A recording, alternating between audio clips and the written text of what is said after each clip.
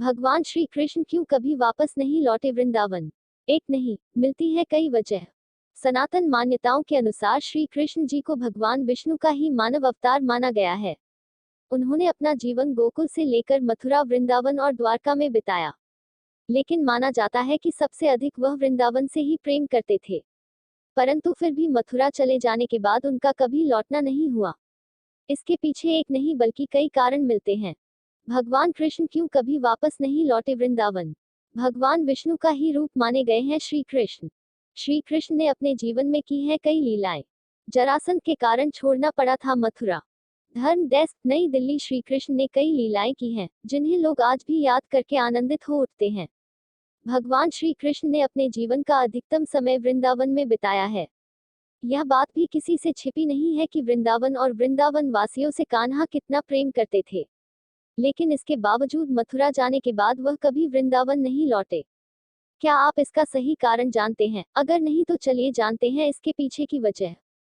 कैसे जाना हुआ मथुर? भगवान श्री कृष्ण ने अपने बचपन का कुछ समय गोकुल में बिताया। कंस के बढ़ते हुए अत्याचार को देखकर कृष्ण जी का परिवार वृंदावन में जाकर बस गया। इसके बाद वह मथुरा चले गए और कंस का वध करके जनता को उसके अत्याचारों से मुक्ति दिलाई। इसके बाद सभी लोगों के आग्रह करने पर उन्होंने मथुरा का राजपाट संभाला। जीवन में कभी वापस लौटकर वृंदावन नहीं आए। कंस का वध करने के बाद जरासंध नाम का राक्षस भगवान कृष्ण का शत्रु बन बैठा। वह मथुरा पर अपना आधिपत्य स्थापित करना चाहता था। कई ग्रंथों में यह वर्णित है कि जरासंध ने 18 बार मथुरा पर आक्रमण किया था, जिसमें से 17 बार उसे असफलता हाथ लगी।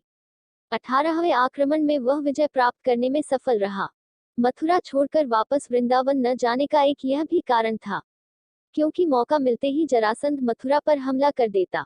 हालांकि जरासंध के लगातार हमलों के कारण ही भगवान कृष्ण ने मथुरा वासियों के साथ मथुरा को छोड़कर पानी के बीचों बीच द्वारका नगरी बसाई।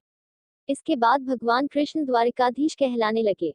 वापस न लौटने का अन्य कारण, भगवान कृष्ण को वृंदावन अति प्रिय था।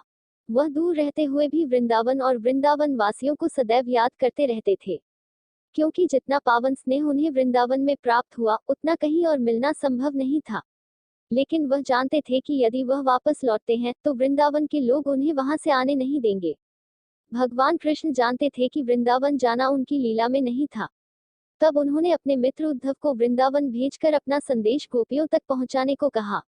लेकिन गोपियां कृष्ण जी को भूलने को तैयार नहीं हुई। मिला था यह श्राप। एक बार की बात है, एक राजकुमारी का स्वयंवर हो रहा था।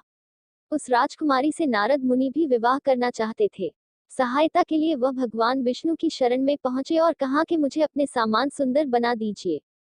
भगवान विष्णु ने उन्हें अपना वानर रूप दे दिया और नारद जी इसी रूप में स्वयंवर में पहुंच गए।